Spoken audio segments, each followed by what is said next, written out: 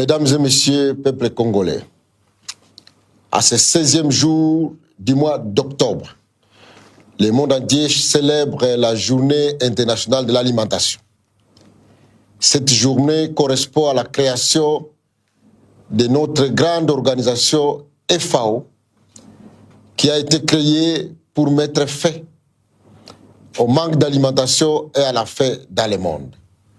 La République démocratique du Congo, sous la conduite de son Excellence Antoine Félix Tshisekedi Tshilombo, président de la République, a choisi ce mandat pour accélérer la production alimentaire à la République démocratique du Congo et pour mettre fin à l'insécurité alimentaire qui gangrène notre pays depuis plusieurs décennies. À cet effet, le président de la République démocratique du Congo m'a chargé de pouvoir conduire des politiques de mise en œuvre, de mise en cohérence de tous les projets agricoles qui ont été réalisés pendant ces 2 mandats.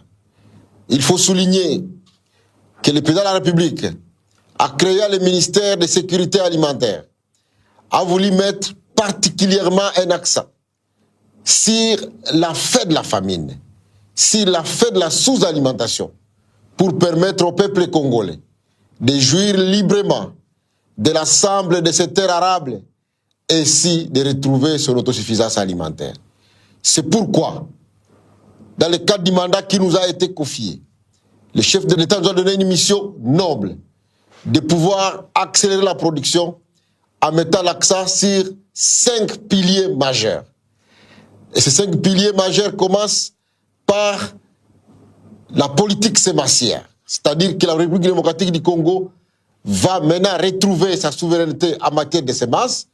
Et c'est dans ce cadre que la loi sémancière doit être votée avant la fin de cette année au Parlement pour permettre au pays de pouvoir réguler le secteur sémancier, notamment en ouvrant la possibilité au secteur privé d'avoir une chaîne de valeur autonome de production de semences, mais aussi de réveiller le secteur public de production de semences qui commence par la réhabilitation des INERA dans le pays, la réhabilitation des SENASEM pour le contrôle de la qualité des semences, mais aussi la mise en place, là où ça n'existe plus, des CAPSA pour nous rassurer de la disponibilité, de l'accessibilité et de l'utilité des semences améliorées dans tous les pays. Le deuxième pilier, c'est le pilier des intrants agricoles, notamment les fertilisants et les pesticides. Le chef de l'État m'a demandé de pouvoir créer les conditions pour que des entreprises fabriquent des fertilisants, c'est-à-dire les engrais et les pesticides de la République démocratique du Congo qui correspondent à notre sol, qui correspondent aux menaces de nos cultures pour que nous puissions avoir une souveraineté en matière de fourniture des intrants. Le troisième pilier qui nous a été confié, c'est celui d'accélérer la production. Et je voudrais bien vous dire que dans la stratégie d'accélération de la production agricole, le chef de l'État nous a ordonné de pouvoir travailler d'abord sur les petits producteurs dans tous les pays, mais aussi d'avoir des politiques spécifiques pour appuyer les grands producteurs. C'est dans ce cadre-là que des aménagements ont été faits dans le cadre de la révision du code agricole pour que notre secteur agricole puisse être le plus attractif possible.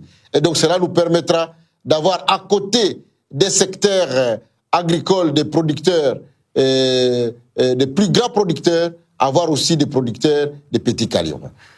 L'autre pilier, le quatrième, c'est le pilier qui concerne la motorisation et la mécanisation agricole.